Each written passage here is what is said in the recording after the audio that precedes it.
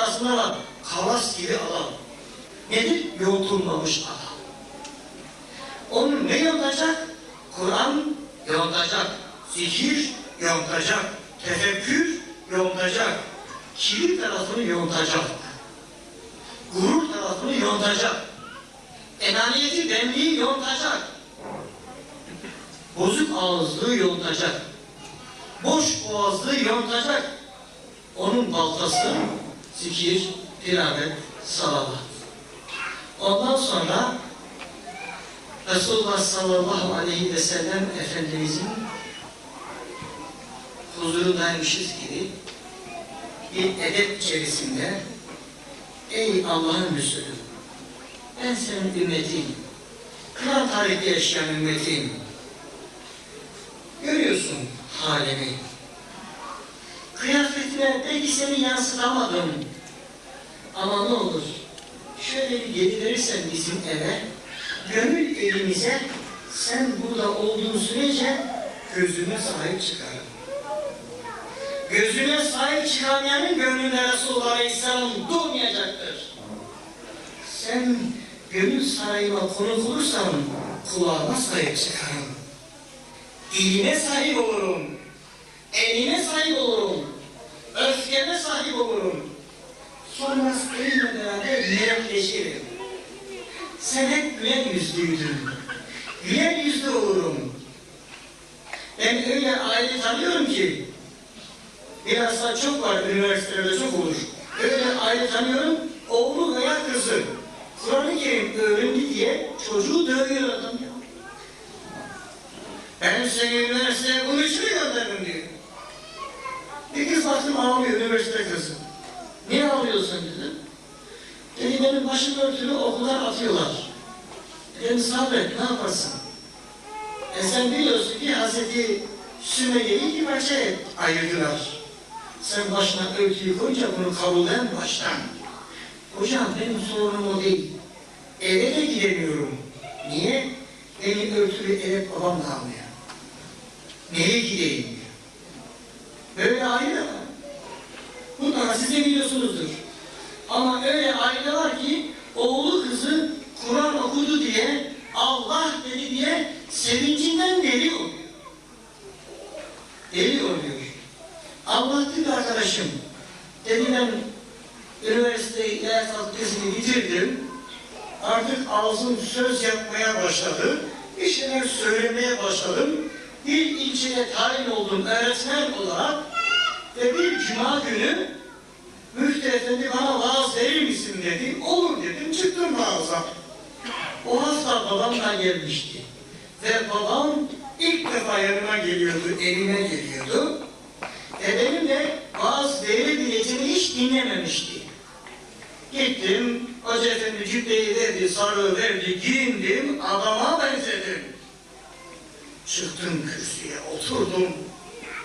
Euzu besmele hamdele sallara ağlar, girmeye başladım. Babam bakıyor, bizim oğlana benziyor ama oraya nasıl çıkmış? Ne zaman ki diyor emin olduğu, ha bu bizim oğlan, daha diyor oraya yeni gelmiş kimseyi tanımıyor. Yanındaki de cemaatler dürtüyor. Bak bak, benim oğlum, benim oğlum. Dürtüyormuş, benim oğlum. Oğlan benim. Öyle diyor, kürsüde gözlerim doldu.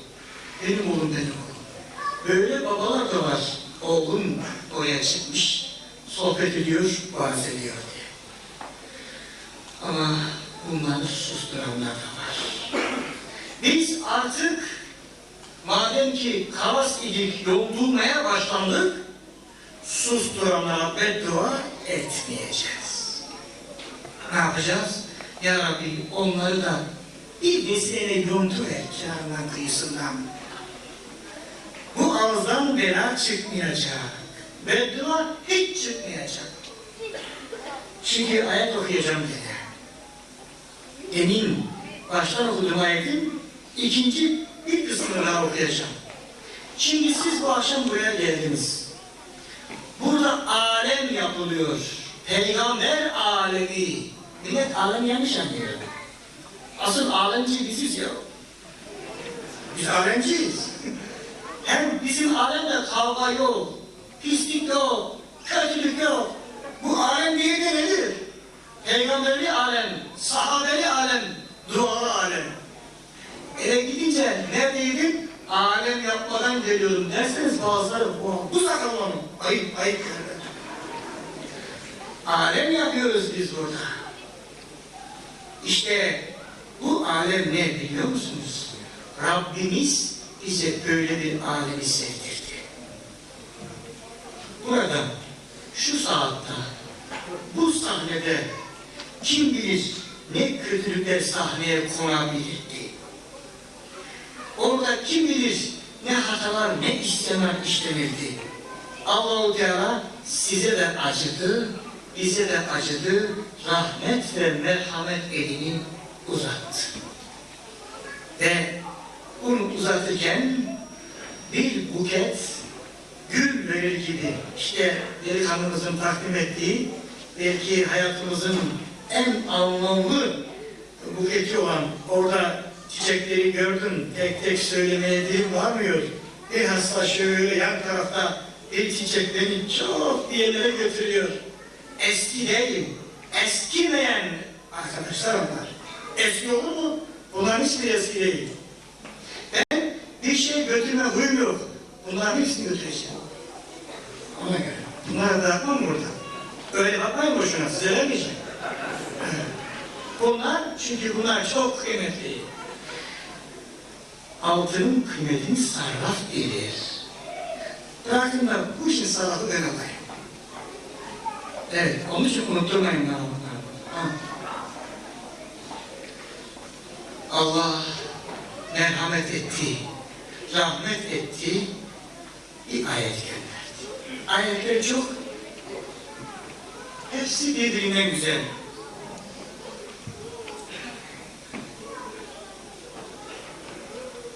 Habbebe ileykumul iman.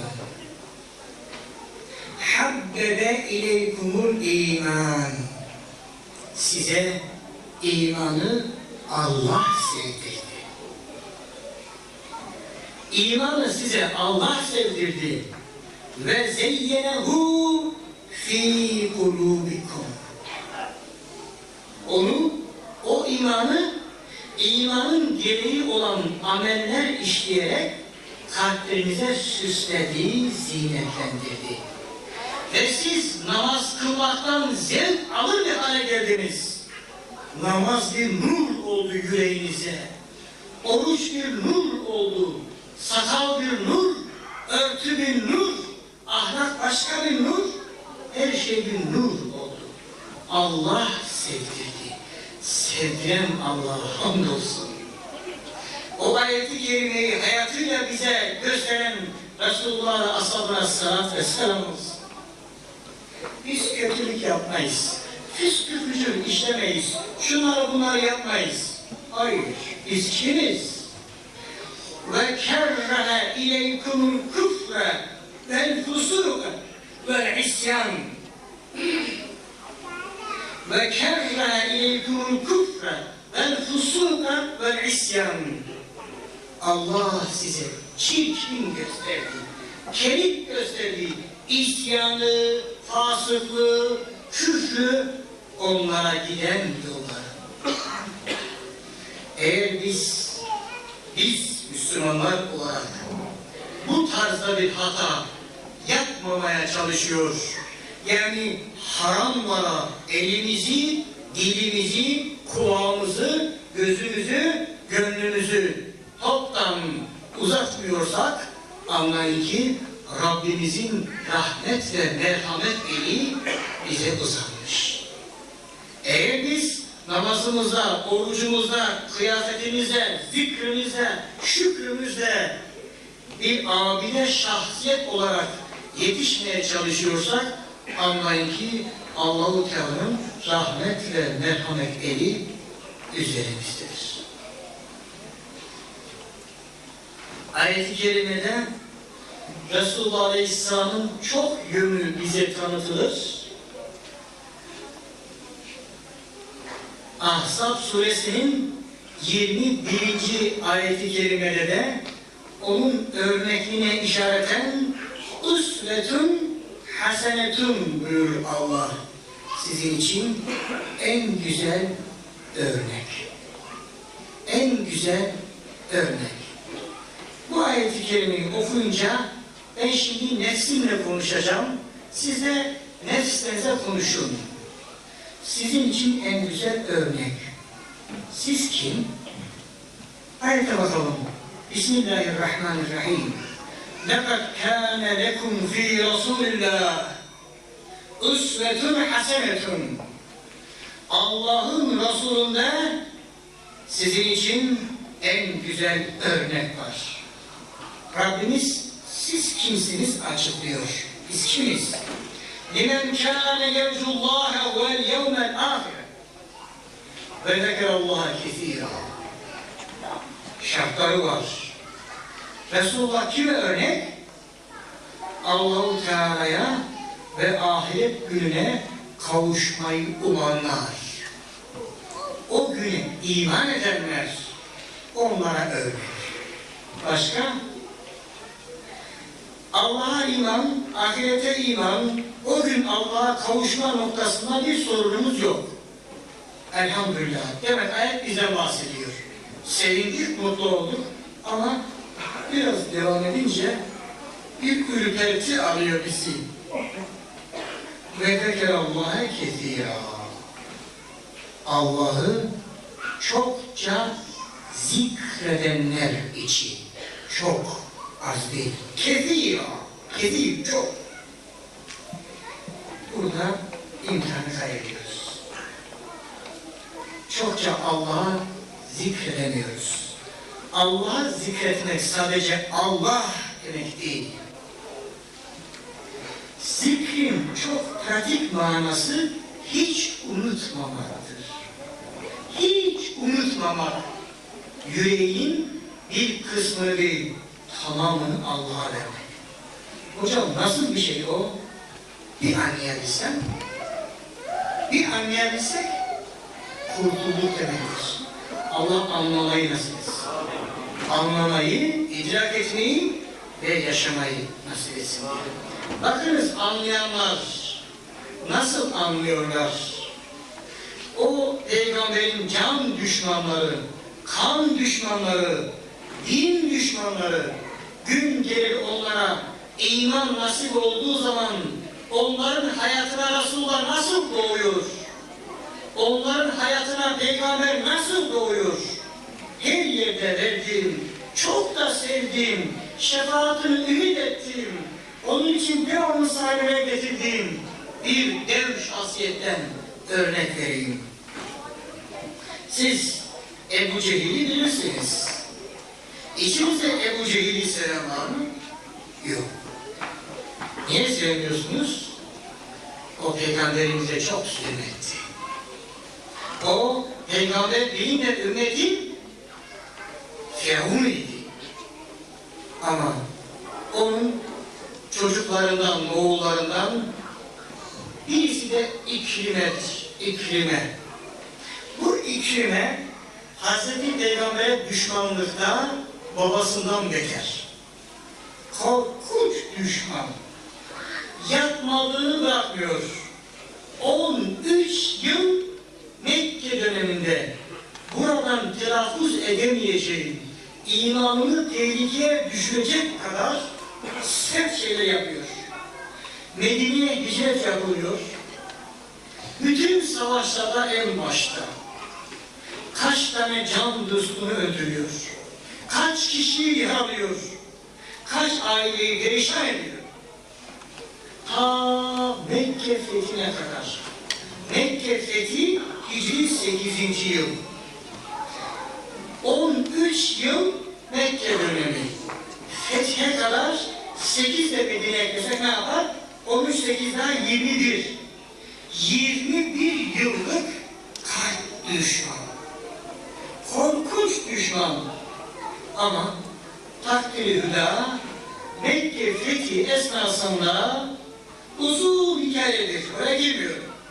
Allah ona da iman nasip ediyor. Şimdi görün bakalım. Peygamber hayata nasıl doğar? hayatımıza nasıl doğar?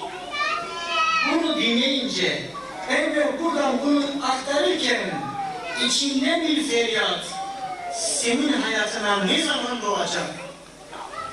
Ne zaman uyanacaksın? Ne zaman gerçek anlamda onu seveceksin? Duygusu içimizi kemirir. O düşman insan Allah deyince, şehadet ile beraber bütün putları kırıp atınca, iman dairesine girince, nur yüzü peygamberin nurundan istifadeyle sahabe olunca, döndü Resulullah'a bir cümle kullandı. Ey Allah'ın Resulü, anam babam, bütün varlığın canı sana feda olsun, kurban olsun. Allah'a yeminle söylüyorum ki, şu iman edinceye kadar, öncekine yakın iman edinceye kadar, dünya üzerinde en çok düşman olduğum, nefret duyduğum, kendisini, ailesini, çoluğunu, çocuğunu parçalamak istediğim sendin. Allah şahitsindir. Ama ey Allah'ın Resulü, ne zaman ki Rabbim bana da iman güzelliğini tattırdı, yüreğim işgal güçlerinden arındı, şeytanlardan arındı, yeni bir kurtuluş savaşı yaşadı yüreğim ve oraya Kur'an girdi, zikir girdi. Sen girdin ya Resulallah. Allah girdi. Allah'a yeminle söylüyorum, şu anda sen canından daha sevgilisin. Dünya üzerinde senden çok sevdiğim hiçbir şey yok benim dedi. Aleyhisselam tebessümle kurban olduğumuz tebessüm abidesi o güzel peygamber öyle bir tebessüm etti. Sonra sadak da buyurdu. Doğru söyledi.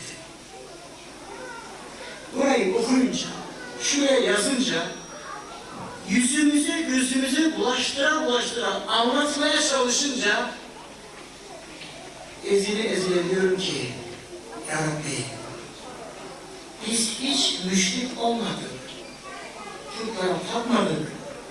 Ya Rabbi sen bize ikram ettin. Ezanlar okunan bir kentte, bir ülkede yaşıyoruz. Anamız Müslüman, babamız Müslüman, dedemiz Müslüman, ninemiz Müslüman, amcamız, dayımız, teyzemiz Müslüman, komşular Müslüman. Ha biraz eksiyiz. Ne yapalım? Müslüman.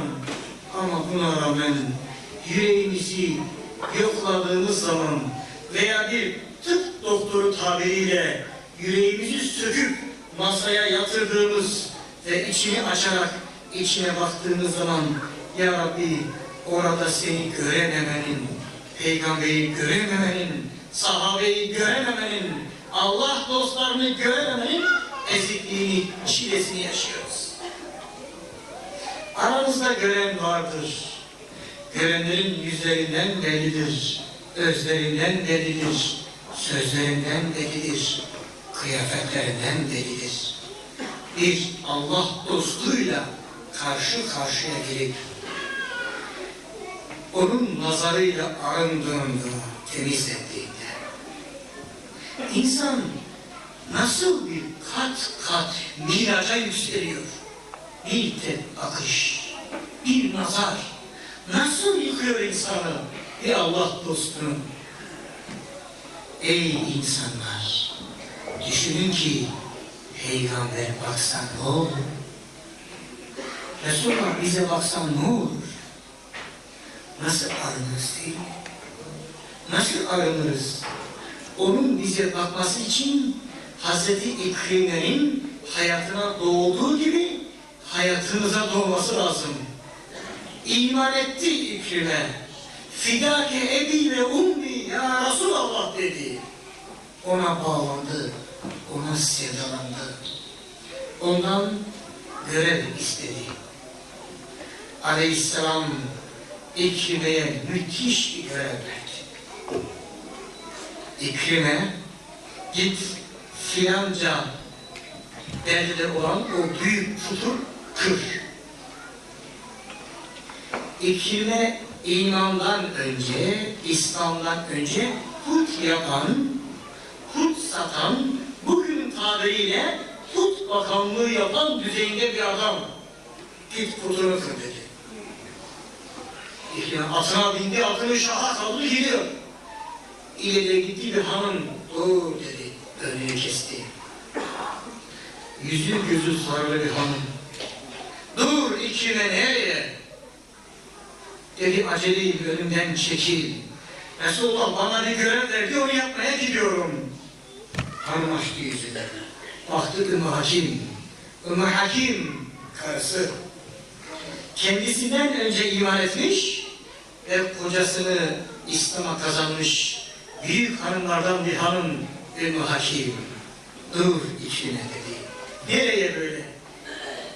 Hazreti İkrime hanımı kendisinin İslam'a girmesine vesile olduğu için İslam'a girdikten sonra adını az söyler, sık sık hayırlı kadın, hayırlı kadın der. Ey hayırlı kadın, önümden çekil, bana emir verildi, görev verildi, onu yapmaya gidiyorum. Nereye gidiyorsun? Put kırmaya gidiyorum. Bakın bir hanım ferasetine, İkrime. Resulullah Aleyhisselam'ın buyruğunu iyi anla, iyi idrak et. Sana ne dediğini iyi anla İkrime. Anladım dedi, put kırmaya gidiyorum. İkrime, sen gidip ağaçtan, odundan, taştan, maçtan yapılan putu kırdığın zaman sen oradan gelince putu gene yaparlar. Ne yapayım öyleyse? Git oraya İkrime. Gönüllerdeki putları kır.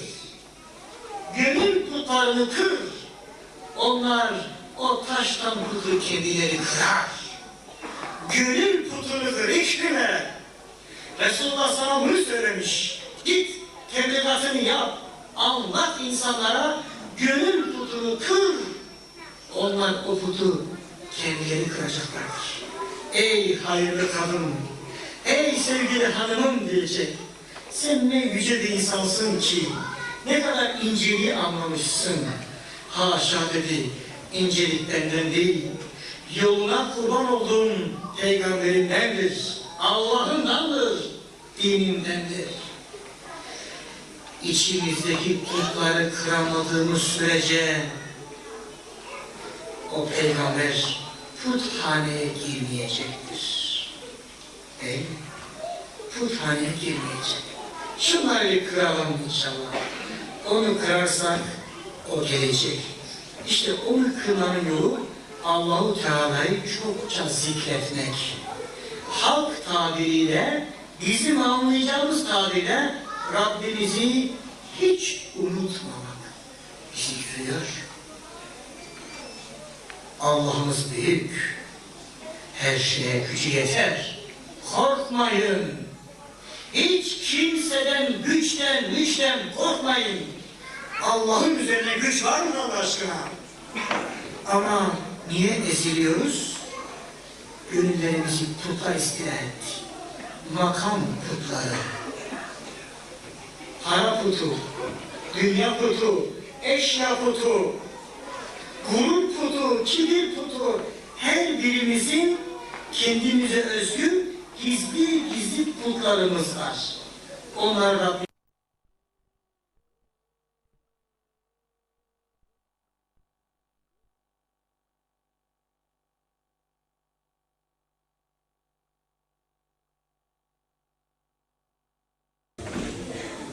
Allah'ın kitabını elinden, dilinden, gönlünden hiç düşürmek.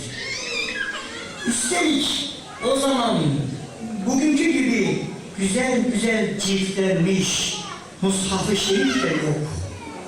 Kağıtlara, kemiklere, deri parçalarına yazılmış parça bir şeyler var.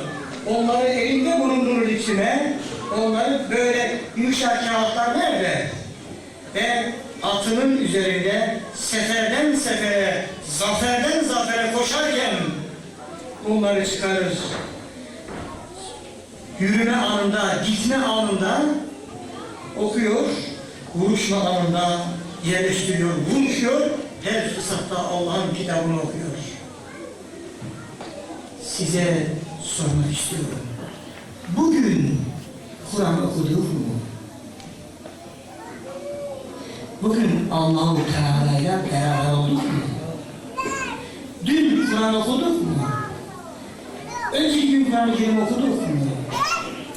Ama çokça yemek yemişizdir.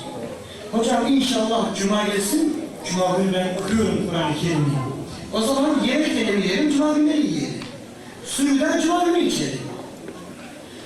Allah'ın kitabı aramızdan çekildiği an İblisin kitabı gelecek. Ve biz farkına varmadan kaybedeceğiz. Allah korusun. Allah'ın kitabını her gün okuyacağız.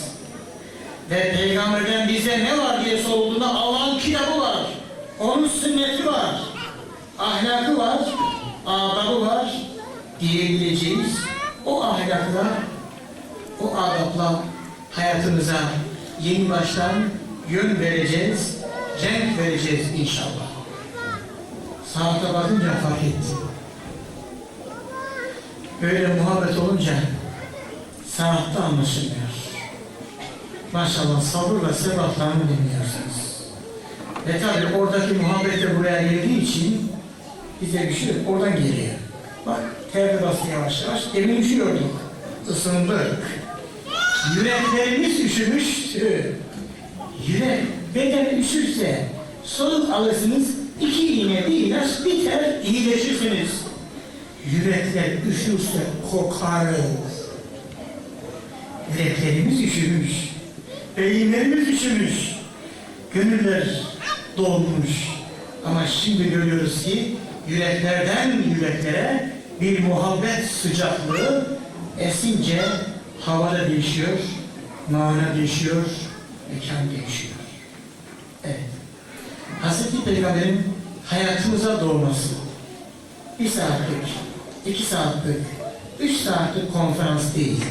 Bir ömürlük harekettir. Eylemdir, davranıştır. İştir, oluştur. Hani şairin dediği gibi sade bilmek değildir. İlim elinde çıra. Yaz da Mevla'yı ara. Bilmek olmak değildir. Olmaya bak, olmaya. Lisede öğretmen iken bunu ilahi olarak bilmiyorum burada o gençlerden var mı hiç? Öğrencilere öğretip flütlerle çaldırmaya çalıştık hocamızdan beraber. Ben şimdi bunu kütüphane haftasında okutacağım. Prova yaptırıyorum. İşte okutuyorum öğrencilere. Bir öğrenci acıkmış, öğlen teneffüsüydü. İşte bilmek olmak değildir. Olmaya bak, olmaya gelince çocuk dolmaya bak, dolmaya diyor. Dolmaya bak, dolmaya. Suzdum ben, ne diyorsun dedi. Hocam ben acıktım ya dedi. Olma zamanı değil dedi, dolma zamanı. Güldüm ben de. O notu aldım. Aklımdan hiç gitmez. Ama belki acıkan bir insan için olmak yerine, olma yerine dolma lazım, karnı doyursun. Ama şu yaşa geldik, hala doymadıysak daha çok dolmaya bakarız. Haydi olmaya bakalım, olmaya. Allah oldursun, oldurduktan sonra öldürsün. Oldurmadan öldürürse vay halimize, vay halimize. Ama öyle görülüyor ki sizde olma var da dolma burada herhalde. Orada olma şu anda hissediliyor. Güzel bir olma var. Evet, yıllar önce, asırlar önce onun yıldızı doğdu. Sonra o doğdu. O doğunca hayat değişti, kainat değişti, her şey değişti. Dün Kassa'daki kardeşlerimizle bu konuyu paylaşırken onlara verdiğim örneği buraya da vererek bitireyim ki haksızlık olmasın. Çünkü güzeli anlamak için güzelliği anlamak lazım. Aleyhisselam süt anneye verildiğinde bazı yere hızlı geçeceğim. Hani süt anne adayları bol paralı çocukları götürdüler de Resulullah yetimdir diye almadılar ya hani onu. Hazreti Halime, Allah ona verdiği bir tane tembel merkep, hayvan yürüyemedi. O hayvan yürüseydi belki, zamanında gelseydi belki Kabe'ye, Mekke'ye, kim bilir ona da nasip olmayacaktı ama Rabbim ne yaparsa, ne eylerse güzel eyler diyor Allah'ın dostu. O ne eylerse güzel eyler. Geldi, neticede Resulullah'ın yanına götürüldü, nurdan bebek kucağına verildi, bebek uyuyordu. Aldı kucağına, gözlerini açtı çocuk. Şöyle baktı.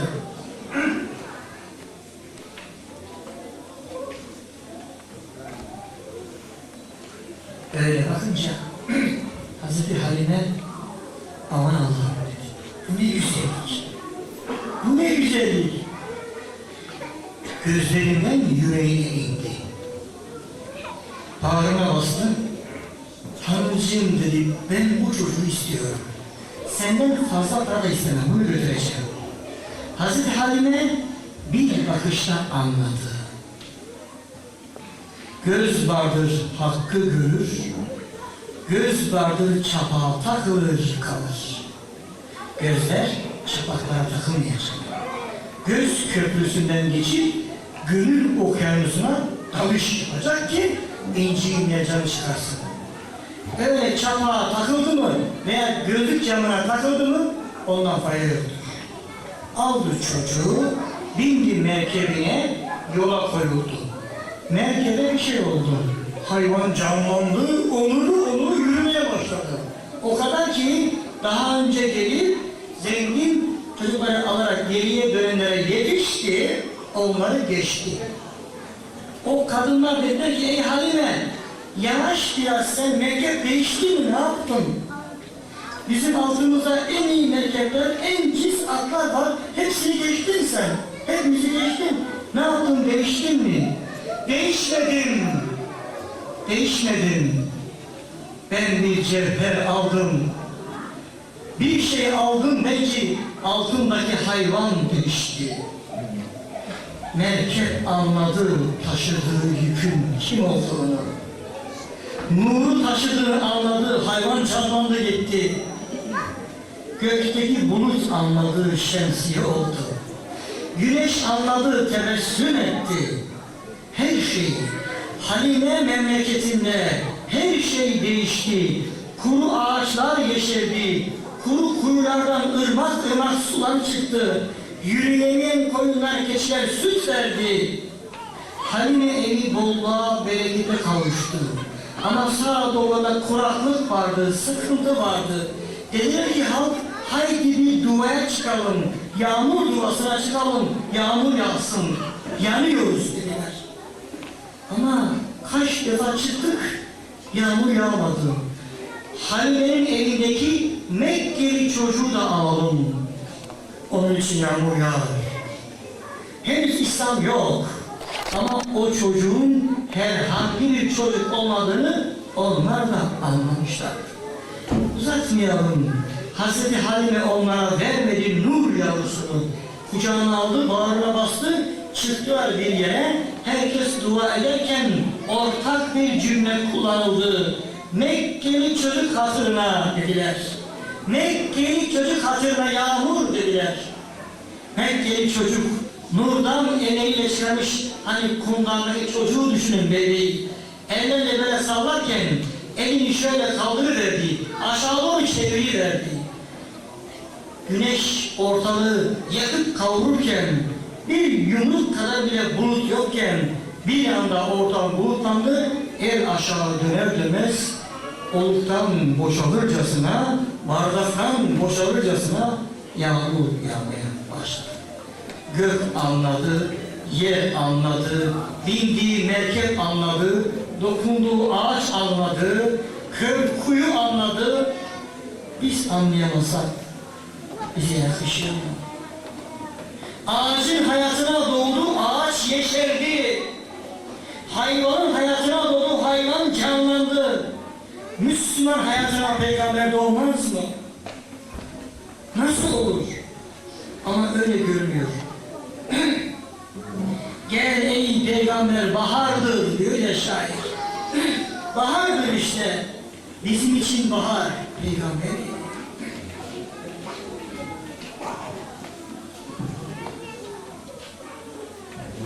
Sallallahu aleyhi ve sellem hayatımızı şereflendiriyor.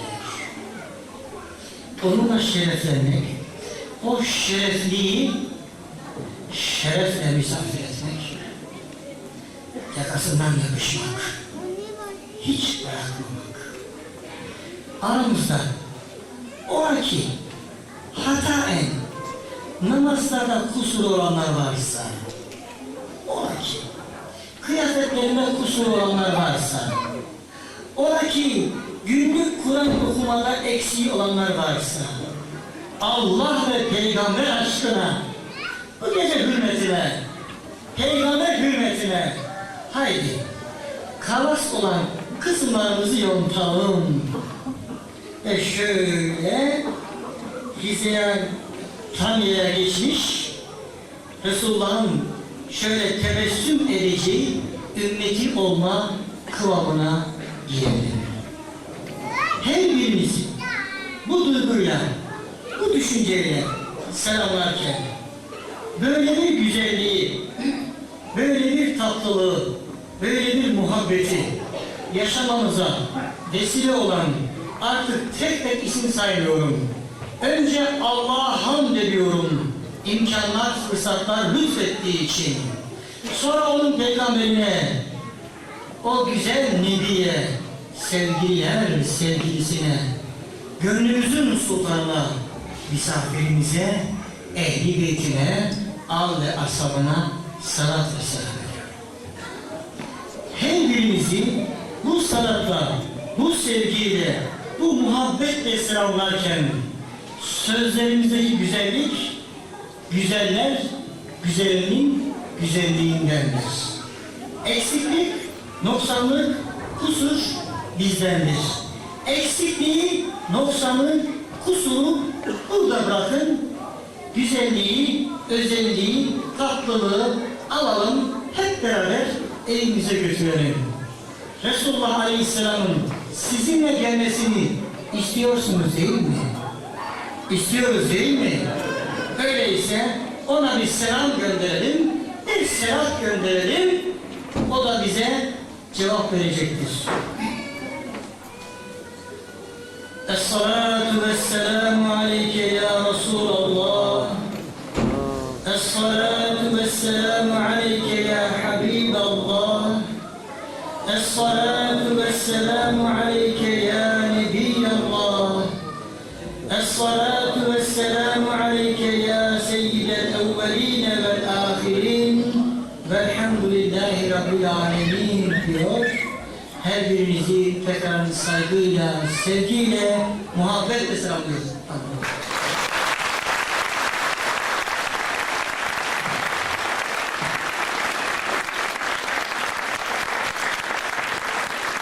Hocamızı aşağı indirmiyoruz. Bu güzel konuşmalarından dolayı hocamıza teşekkür ediyoruz. Şimdi hocamızın manevi katkılarından dolayı Kumru Belediyesi adına Kumru Belediye Başkan Vekilinin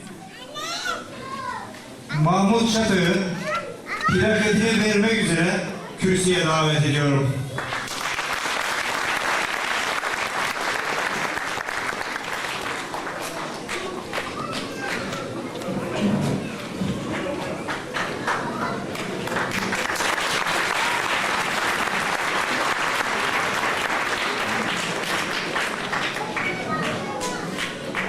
Yine yetiştirdiği öğrenciler adına AK Parti Samsun İl Başkan Yardımcısı, Erçal Grup Yönetim Kurulu üyesi Sayın Burhan Erçal'ı plaket vermek üzere sahneye davet ediyorum.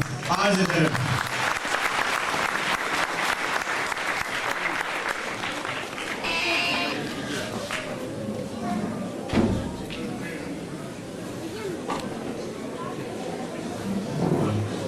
Ayrıca Burhan Erçal'ın duygu ve düşüncelerini konuşmak üzere mikrofona davet ediyorum. Öncelikle hocama, çok değerli hocama, bizleri kırmayarak davetimize icabet ettiği için, bu haftanın anlam ve önemini çok güzel bir dille bizlere takdim ettiği için, bizi yoğun bir duygu sezinle olduğu için çok teşekkür ediyorum. Biz bu plaketi kendisine 1986-87 dönemi öğrencilerinden biri olarak tüm Kumru öğrenciler adına takdim ettik. Bugün hatırası olarak bizleri unutmamak adına kendisine sunduk. Hocama tekrar teşekkür ediyorum. İnşallah her yıl kendisini Kumru'da bekliyoruz. Bu sözü burada kendisinden almak istiyorum. Teşekkür ediyorum. Ben bu güzelliklerin ikisini de okumak istiyorum izin verirseniz. Sayın Adem Saraç, Kumrulu öğrencilerin manevi ve ahlaki yönden yetişmesinde emek ve katkılarınızdan dolayı yetiştirdiğiniz tüm öğrencileriniz adına saygılarımla diyor Burhan Erçal, Yönetim Kurulu üyesi. Şimdi ben de ki dünyanın en zengin adamı benim desem yanlış olur mu? Teşekkür ediyorum. Teşekkür ediyorum. Böyle güzelliği gördükten sonra zaten ben geçen sene kendimi buraya davet etmiştim. Biliyorsunuz siz. İnşallah dilerim. Teşekkür ederim. Sayın Başkanımın plaketini de okuyayım, haksızlık olmasın. Kumru ilçemizdeki manevi değerlere katkılarınızdan dolayı ilçemiz adına saygılarımla diyor Hicabi Civelek Kumru Belediye Başkanı. Teşekkür ediyorum. Hocamıza teşekkür ediyoruz. Sevgili Kumrular, yarın saat 14'te ilçe müftülüğünce Kutlu Doğum Haftası münasebetiyle Çorum İlahiyat Fakültesi öğretim üyesi Profesör Doktor Salim Öğüt tarafından yine burada konferans verilecektir. Hepiniz davetlisiniz. Kutlu Doğum Haftası nedeniyle çiçeklerin teminindeki katkılarından dolayı İlk Adım Belediye Başkan Yardımcısı Şamil Bilgi'ye, ateş davetiye ve plaketlerin teminindeki katkılarından dolayı Adem Saraç hocamızın öğrencisi Samsun AK Parti İl Başkan Yardımcısı Erçal AŞ Yönetim Kurulu üyesi Burhan Erçal'a Kumru Belediyesi olarak şükranlarımızı sunuyoruz. Yine bizlerin nazik davetiyelerini kırmayarak buraya gelerek bizleri onurlandıran 100. Yıl Üniversitesi İlahiyat Fakültesi İslam Tarihi Bölümü öğretim görevlisi Sayın Adem Saraç hocamıza belediyemiz adına sonsuz şükranlarımızı sunuyoruz.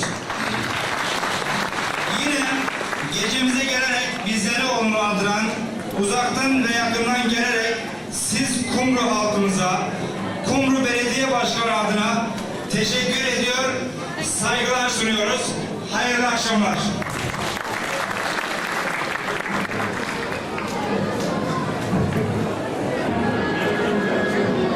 Önce cenneti, sonra yeryüzünü şerefle.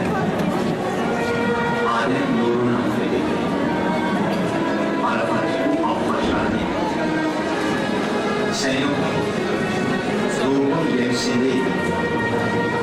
Dalgalar yeryüzünü boğarken, toprağın bağrındaki su gökyüzünde buluşurken ve bu bir ilahi azap derken Allah'ın nurunu taşıdı bin bir sebeple.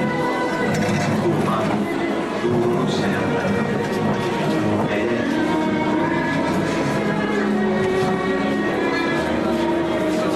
Sen yok. Hazreti İsmail'in anlamıyla İbrahim'i bir dua yükseltti kimsesiz çöller. Rabbimiz dedi, onlara kendi işlerinden senin ayetlerini okuyacak.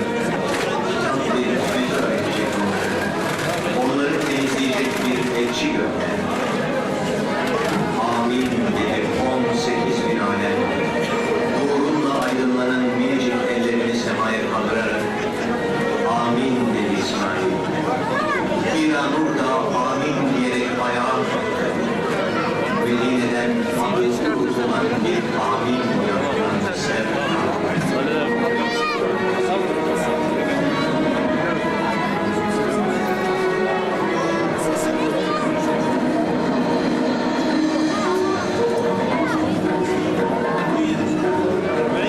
Sen yoktun sultan. Hazreti İsa Ahmet diye başladı.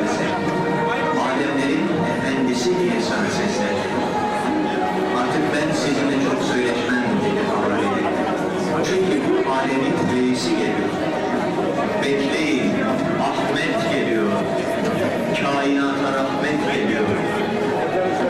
Havarilerin gözünü okşayan, ölüleri dirilten bir nefes olur. Ama sen yoktun. Sen yoktun. Hazreti Abdullah'ın alnındaydın. Başı eğik gezerdi.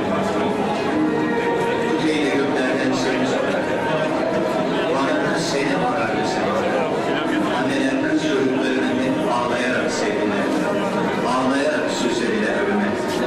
Ağlayarak hadi dayına gidiyoruz dediler. Sen yokken sultanım, canlı canlı toprağa gömülmenin adıydı dayı. Anne yüreğinin çıldırtan çaresizliği ve yavrusunun ölüme gidişini seyretmesiydi. En son çocuk atılırken çukura annesinin suretinde bir melek ve tebessüm ederek bir an nur dağını gösterdi. Melekler süslüyordu bir ayı. Efendisine hazırlanıyordu Celle-i Efendisine hazırlanıyordu Mekke. Alem efendisine hazırlanıyordu. Kainatın gözü Hazreti Ahmet'eydi. Toprak yalvarıyordu Rabbine. Gel diye ağlıyordu masumlar gözleri semada.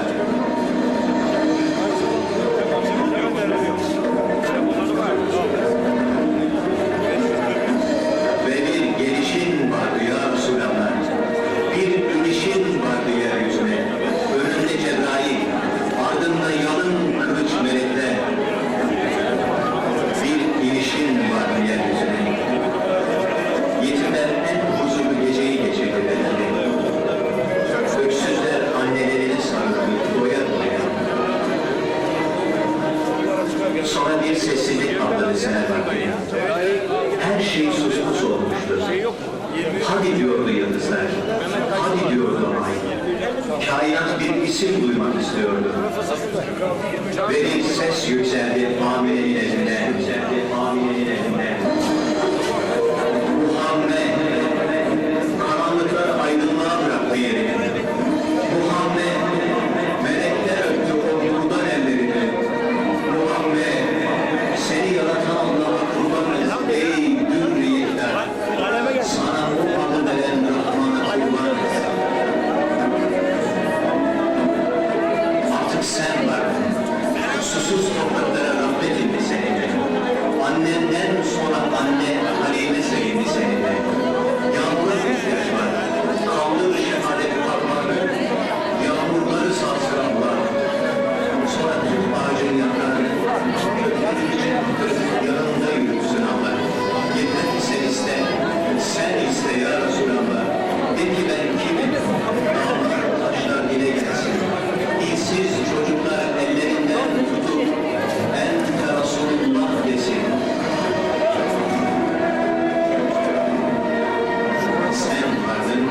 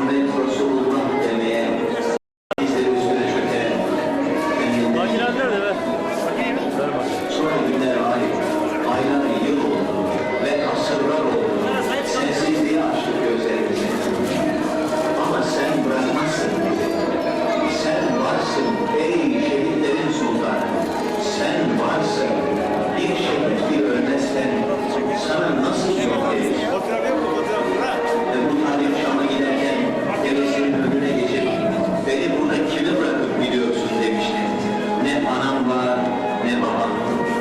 Ebu Talip bırakmamıştı bu yüzden.